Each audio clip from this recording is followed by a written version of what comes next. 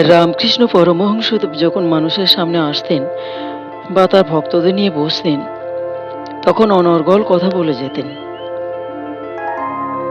কথা বলতে বলতে বা উপদেশ দিতে দিতে এমনও হয়েছে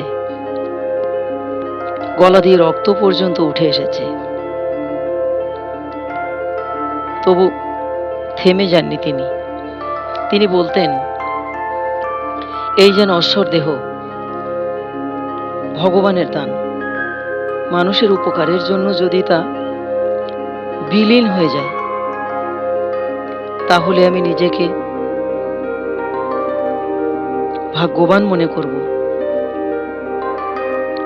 ভগবান সর্বত্র আছেন এবং প্রত্যেক কণায় কণায় আছেন, কিন্তু তিনি জীবের মধ্যেই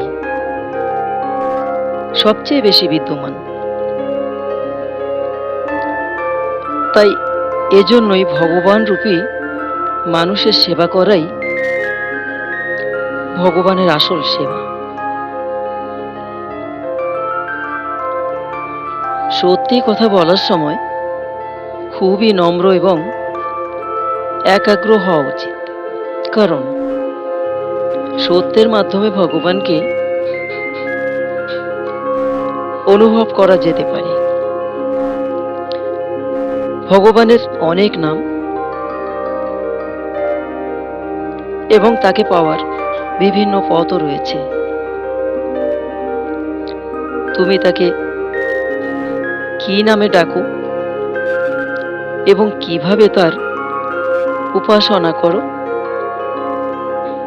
এটা কোনো বড় বিষয় নয়। গুরুত্বপূর্ণ এটাই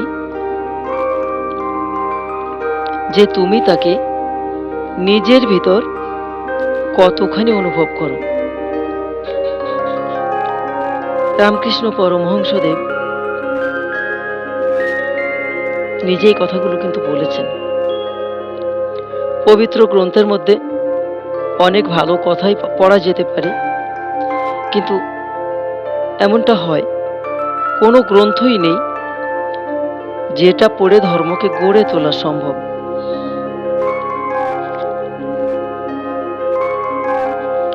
সংসারের চারিদিকে খুঁজে ফিরুন, কিন্তু তাতেও আপনি কোথাও পাবেন না যেটা আপনি পেতে চাইছেন। সেটা তো আপনার মধ্যেই সর্বদা বিরাজমান। রামকৃষ্ণ পরমহংস। বস্তুতপক্ষে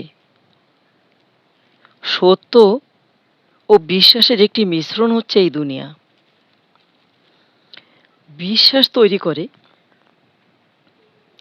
এমন জিনিসকে ত্যাগ করুন এবং সত্যকে গ্রহণ করুন। রামকৃষ্ণ পরমহংসদেব তিনি আবার বলেছেন, তুমি রাত্রে আকাশে অনেক তারা দেখতে পাও, কিন্তু যখন সূর্য ওঠে তখন সেই তারাদের অস্তিত্ব আর দেখা যায় না, খুঁজে পাওয়া যায় না তাদেরকে। ঠিক এভাবেই অজ্ঞানতার কারণে যদি তুমি ভগবানকে প্রাপ্ত করতে না পারো, বা ভগবানের নিশানা অজ্ঞানতার কারণে যদি হারিয়ে যায় তোমার মন থেকে, তাহলে এর মানে এটা মোটেই নয় যে ভগবান নেই। শুদ্ধ জ্ঞান এবং শুদ্ধ প্রেম একই জিনিস। জ্ঞান আর প্রেমের মাধ্যমেই লক্ষ্যকে পূরণ করা যেতে পারে। আর এখানে প্রেম নামক রাস্তাটি বেশি সহজ। এখন আপনাকেই ভাবতে হবে আপনি কোন পথে অগ্রসর হবেন।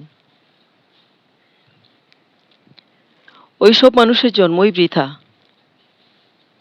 যারা খুব কঠিনতার পর পাওয়া মনুষ্য জীবনকে এইভাবেই নষ্ট করে দেয়। অনেক অনেক জন্ম অপেক্ষা করে মনুষ্য জীবন লাভ হয় আমাদের।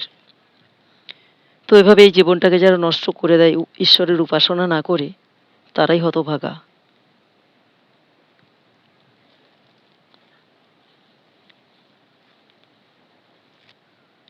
এইভাবে নষ্ট করে দেয় বলতে বোঝাচ্ছি নিজের পুরো জীবনে ভগবানের উপস্থিতি অনুভবের চেষ্টা করে না।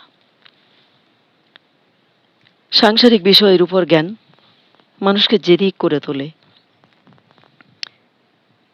আর জ্ঞানের অভিমান যেটা, সেটা হলো একটি বন্ধন। যেভাবে ধুলোপূর্ণ আয়নায় সূর্যের আলো প্রতিফলিত হয় না, মানে ধুলোর আস্তরণটা আলোটাকে প্রতিফলিত করে না, ঠিক সেভাবেই মলিন মনে ঈশ্বর প্রকাশের প্রতিবিম্বও পড়া সম্ভব নয়।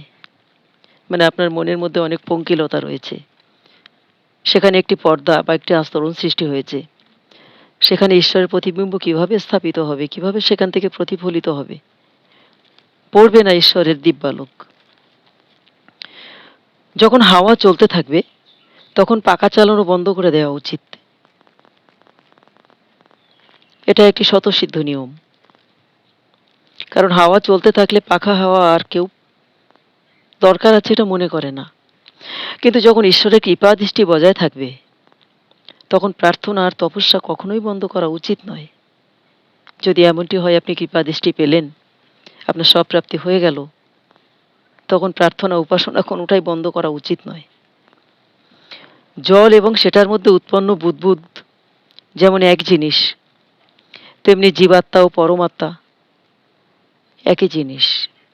শুধু তাদের মধ্যে কেবল এটাই পার্থক্য যে একজন পরিমিত আর অপরজন অনন্ত, একজন স্বতন্ত্র নয় আর অপরজন স্বাধীন ও স্বতন্ত্র, দুটি। রামকৃষ্ণ পরমহংসদেব।